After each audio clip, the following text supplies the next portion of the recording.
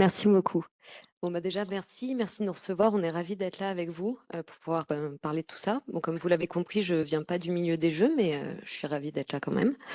Euh, les jeux à des fins politiques et pédagogiques ne sont pas une innovation récente. Trémel, dans un article de 2007, avance, et je le cite, que faisant partie de la culture populaire, les jeux renseignent sur les réalisations sociales, culturelles, politiques d'une époque. Du fait de leur large diffusion auprès de la population, le rôle potentiel qu'ils peuvent avoir dans la socialisation de la jeunesse, les jeux ont été depuis longtemps un support à la diffusion d'idéologie. Cette longue tradition renforce la légitimité du jeu comme outil de médiation politique et sociale. La politique elle-même est une forme de jeu de société.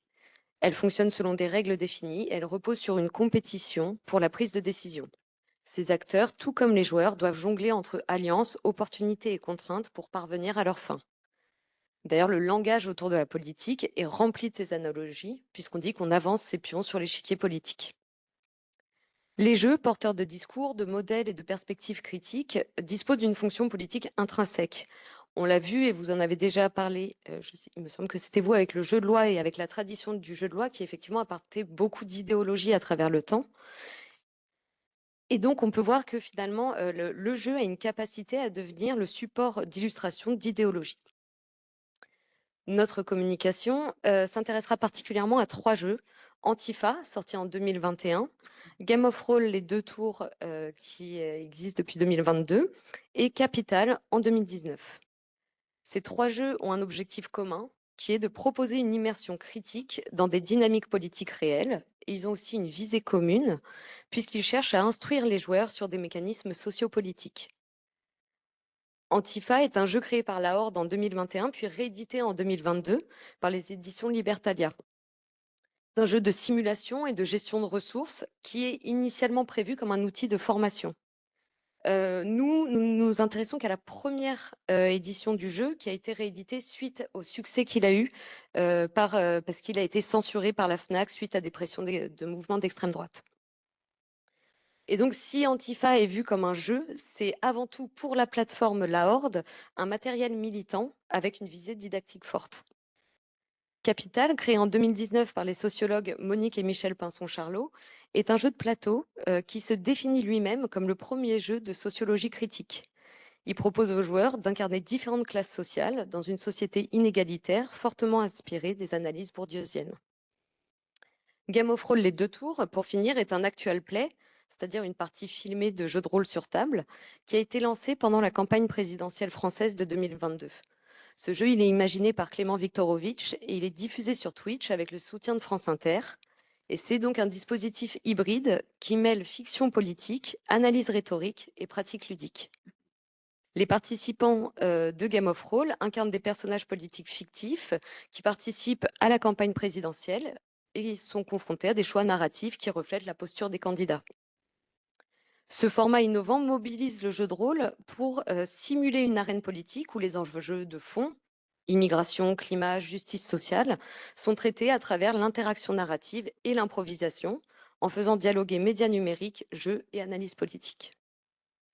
On a donc une variation de jeux dans notre corpus qui nous permet d'appréhender différents systèmes et différentes mises en œuvre des dynamiques, tout en illustrant la pluralité des dispositifs ludiques au service d'une visée commune qui est transmettre, questionner et conscientiser. Jeux de plateau, jeux de rôle filmé, jeux de gestion collective, chacun mobilise des données distinctes de médiation pour traduire sous forme ludique des enjeux sociopolitiques complexes. Et c'est précisément cette hétérogénéité formelle et cette convergence intentionnelle qui nous ont intéressés ici. Parce que si les jeux diffèrent par leur médium, leur registre esthétique et leur engagement, ils partagent une même ambition, faire du jeu un outil critique.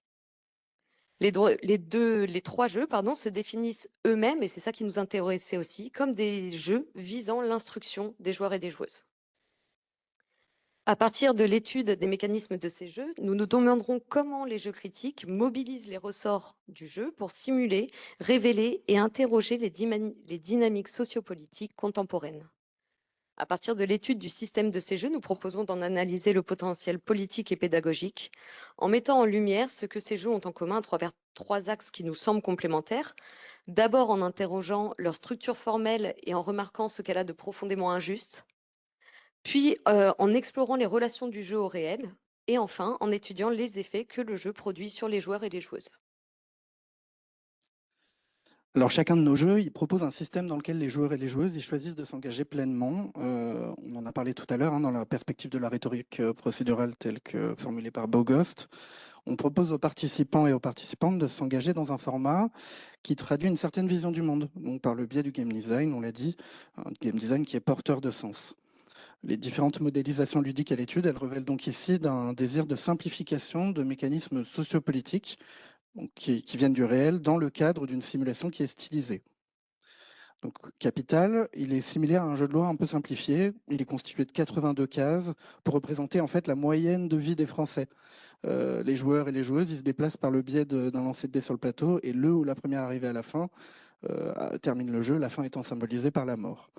Donc le jeu, on l'a dit, repose sur un gameplay volontairement déséquilibré, dans le sens où un simple jet de dés va structurer arbitrairement la partie en attribuant des positions sociales à chacun des joueurs et des joueuses, donc soit dominant, soit dominé. On reproduit dans ce sens l'injustice du sort social, et les cartes qu'on a dans le jeu, elles vont accentuer cette symétrie. Les dominants, ils vont obtenir régulièrement des privilèges, tandis que les dominés, eux, vont accumuler les pertes. Donc, on est inspiré de différents formats de jeu dans la création de ces cartes, des questions de culture générale, des questions d'improvisation. Donc, ça permet d'offrir différentes portes d'entrée vers le sujet de fond. Ces cartes, elles permettent également de faire dialoguer les joueurs et de créer une forme de prise de conscience collective. Par exemple, la carte demandant de créer un champ militant, elle entraîne une discussion de groupe pour valider ou non la performance. Ces cartes, elles visent à entraîner le débat et l'échange de la parole pour permettre aux joueurs et aux joueuses de confronter leur vision du monde et en fait de la confronter à ce qu'en dit le jeu. Le jeu, il est plus démonstratif que véritablement ludique, dans le sens où il met en scène la critique du capitalisme par sa structure même. Il instaure un espace de simulation des privilèges et de la dépossession. Il y a certaines cases, hein, on les a mis sur le PowerPoint, comme la révolution ou tous ensemble, qui permettent de rebattre les cartes. Elles simulent des stratégies de résistance collective. La coopération dans ce jeu, elle peut enrayer le système, mais elle est assez difficile à maintenir et son résultat, il est surtout incertain, puisque dans certains cas, même ces situations, elles vont privilégier le dominant. Donc Antifa, c'est sûrement le jeu le plus complexe entre guillemets des trois de notre corpus, dans la mesure où il impose des contraintes très punitives. Les ressources dans ce jeu, elles sont toujours insuffisantes, les événements s'enchaînent rapidement, chaque choix stratégique implique un coût, et le système de morale collectif qui chute quand un événement est ignoré ou mal géré, il engendre un genre de cercle vicieux d'impuissance et de dissolution du groupe qui va traduire concrètement le coût de l'inaction politique au sein d'un collectif et le poids des efforts déployés dans des actions non réussies. En fait, là, l'idée, c'est de traduire le burn-out militant. La dynamique de jeu, elle oblige à hiérarchiser les luttes et elle illustre la difficulté de répondre à toutes les menaces dans un contexte de précarité. Là encore, l'aléatoire est très présent. Il est prévu que pour chaque événement, des cartes imprévues viennent forcément affecter une action de manière inattendue. Par ailleurs, les personnages ils sont tirés au hasard, ce qui peut créer une forme de frustration en cas de difficulté d'identification avec le personnage. Mais en fait, là, le but, c'est pas tellement d'incarner un personnage, mais plutôt de comprendre comment un collectif s'organise malgré la possible diversité des personnes qu'elle compose.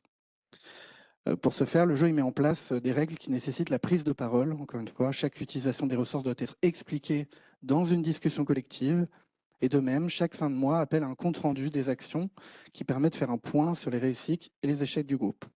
Le jeu il n'est que le support des discussions de groupe qui font vivre la mise en parallèle des frustrations ressenties dans le jeu et la réalité. Donc Game of Roll, notre actuel play, il détourne les codes du jeu de rôle pour révéler les mécanismes de la communication politique. Donc ça, c'est dû à la présence de Clément Viktorovitch, dont c'est le sujet d'étude. Donc le système de vote final, par exemple, cet actuel play, il est injuste dans ses effets car il est réalisé par les spectateurs de ce format qui est diffusé en direct sur Twitch. Et ça va souligner l'influence de la popularité des personnalités, de la mise en scène, de la forme oratoire dans les décisions politiques. Il est aussi intéressant de noter de quelle manière la construction des personnages joueurs, contrairement au JDR classique. Elle est dirigée par des événements aléatoires. Donc en fait, au début du jeu, on a 2 tirages, un qui va déterminer le passé fictif du personnage et un autre qui va déterminer sa ligne politique. Il s'agit là encore de modéliser des enjeux extérieurs à la volonté des participants et des participantes. La fiction, elle sert ici à parodier des logiques réelles, tout en les rendant saisissables par une narration à la fois immersive et humoristique.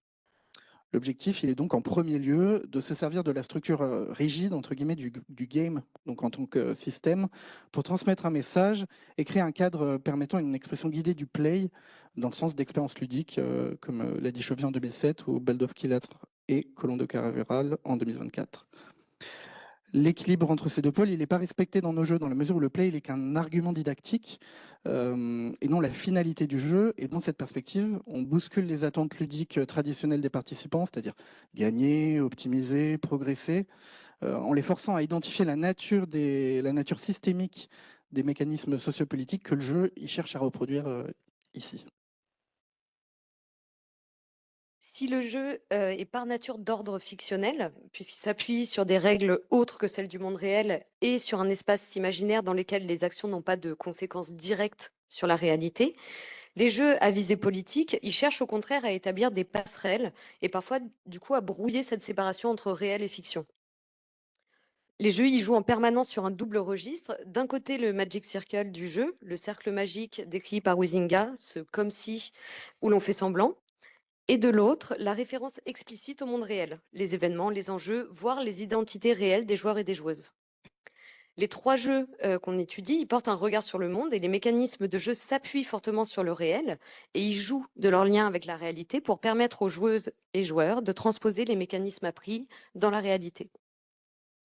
Les cartes dans Capital, qu'on a déjà vu tout à l'heure, elles vont souvent exploiter le vécu des joueurs.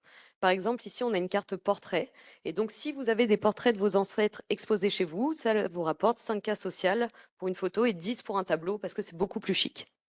Euh, Au-delà de mobiliser le joueur, ce genre de carte permet de lier expérience réelle et personnelle à la théorie développée dans le jeu. Ces cartes, elles entraînent des réponses qui sont parfois contradictoires avec la posture du joueur. Par exemple, si un dominé a effectivement un tableau de son ancêtre du XVIIe chez lui.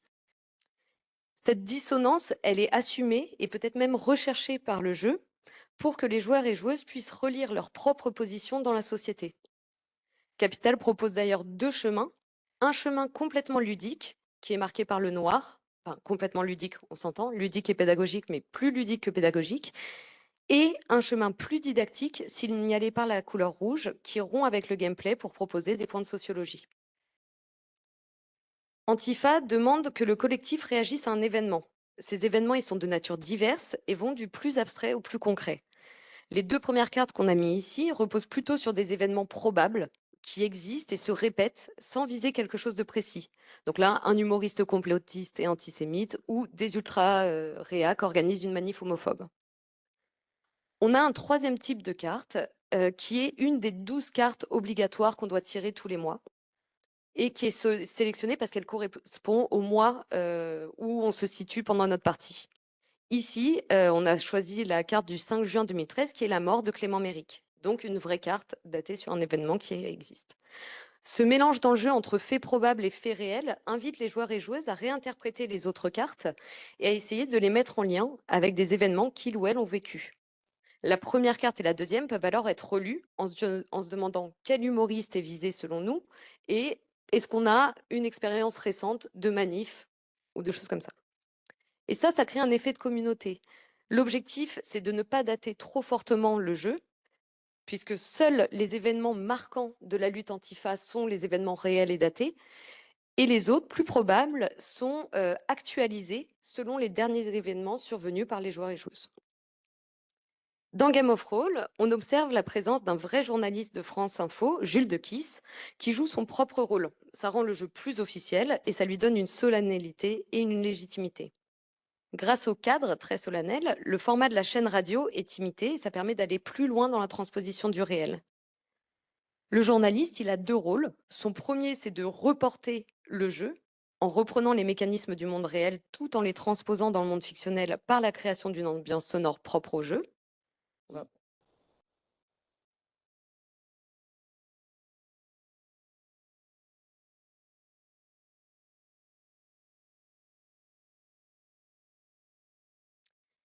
Mais il apporte aussi dans le jeu des sujets de société et d'actualité réelle par la reprise de l'ambiance sonore de la chaîne info.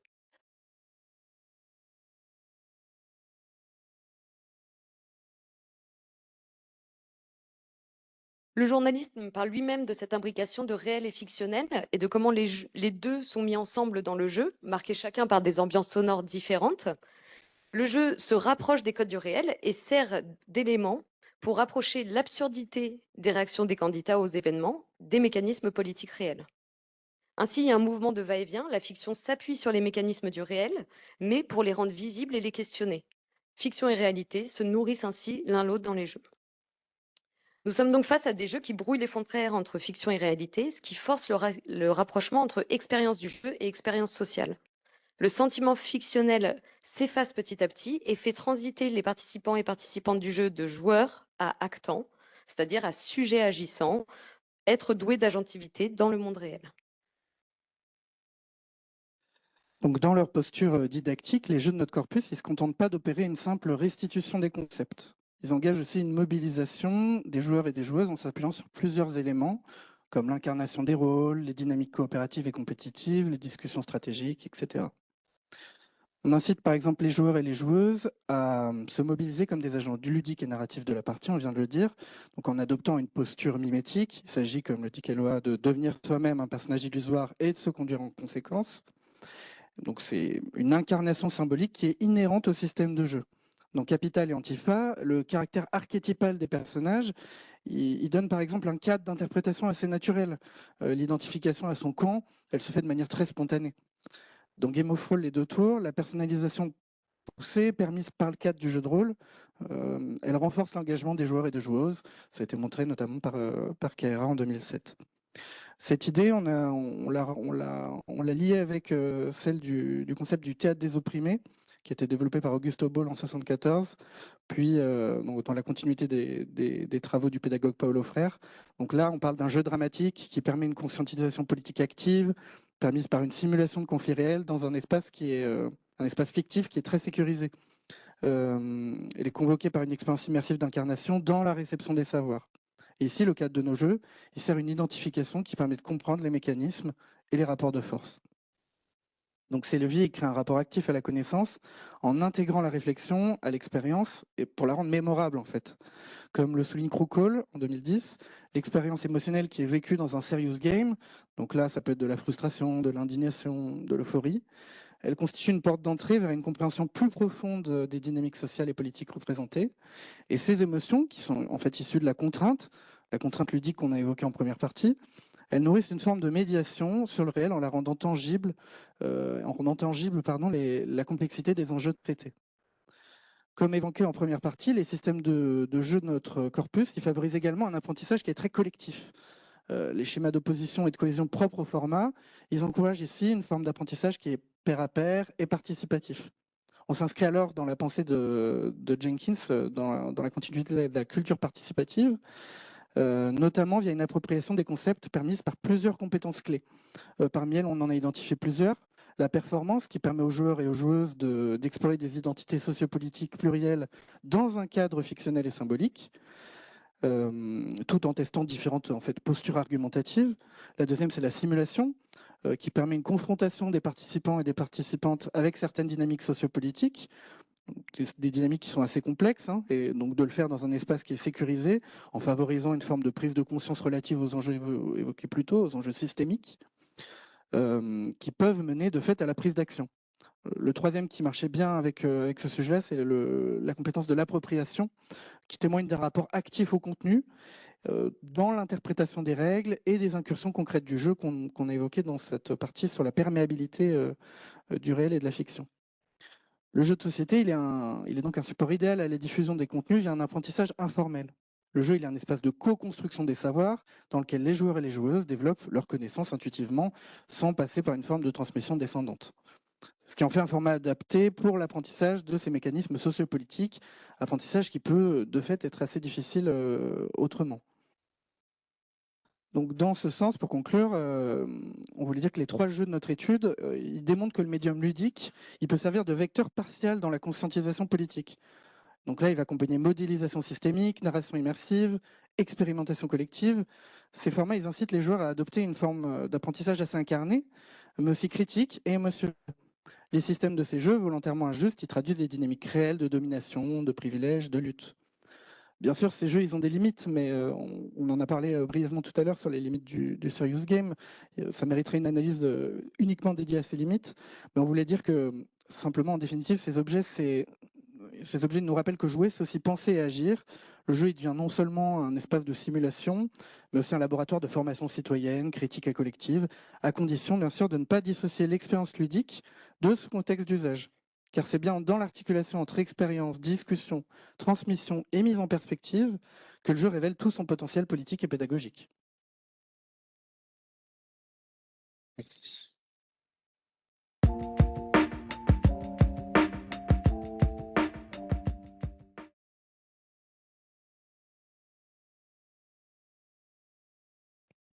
Donc effectivement, c'est une vraie question et on rejoint dans ce sens, je crois, l'idée de la culture participative où il y a une vraie forme de mentorat qui est nécessaire dans ces jeux. On a besoin d'être accompagné par quelqu'un qui est déjà de fait dans ces cercles-là. Et ça faisait partie des limites qu'on avait identifiées, mais qu'on n'avait pas, on voyait pas l'intérêt on n'avait pas le temps de les développer dans notre communication. Mais oui, il y a une vraie forme d'accompagnement qui est nécessaire sur ces sujets-là. Et, et de fait, c'est aussi les limites de ce jeu. On est aussi sur toute l'idée de l'équilibre du serious game entre ludicité et apport didactique. Là, c'est un équilibre à maintenir qui est pas forcément réalisé.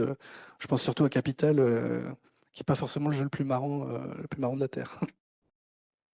Mais c'est vrai que moi, je trouve que sur Antifa, il y a vraiment un effet rassembleur de communauté où en fait, c'est pas grave, on est entre nous, mais on est content de jouer à un jeu voilà, qui traite des antifas. Et avec, effectivement, je pense, hors des cercles militants, on perd, si on n'est pas en train soi-même de créer sa structure réellement et ça nous permet de passer le savoir sur comment monter sa structure, ça perd en soirée de son sens.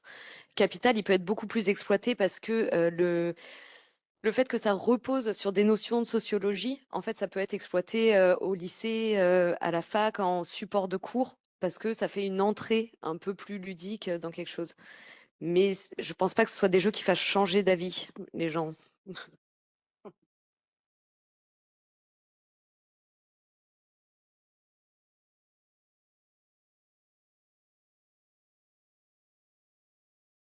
Ouais, bah, si, mais c'est vrai, effectivement, ouais, je vous remercie. Bah, déjà, merci pour le jeu. Où c'est vrai que quand vous l'avez mentionné tout à l'heure, je l'ai noté. Et, et oui, bah, c'est vrai que je pense que la diffusion, elle a vraiment, elle a été plus claire pour Antifa parce que déjà le jeu, enfin, la Horde est un collectif de soutien pour les associations Antifa et donc vraiment, c'est sûr que ça sert à ça et les gens l'achètent pour ça. Et c'est vrai que le fait que ça a été réédité, c'est vraiment lié au soutien qu'il y a eu face à la censure, où vraiment beaucoup de gens de gauche, même non militants ou se sont mis à acheter le jeu juste en soutien pour dire ben si la Fnac ne le vend pas, on le trouvera quand même.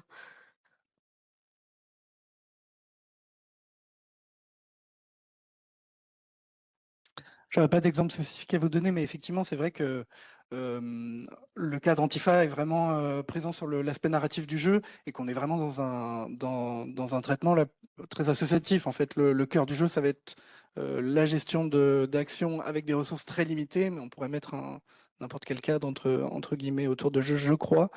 C'est vrai que c'est pas très encourageant.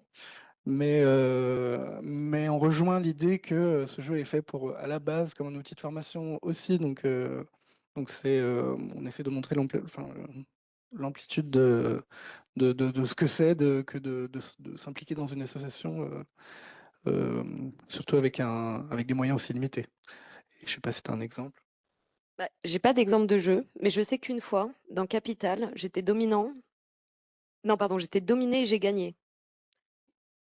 Donc,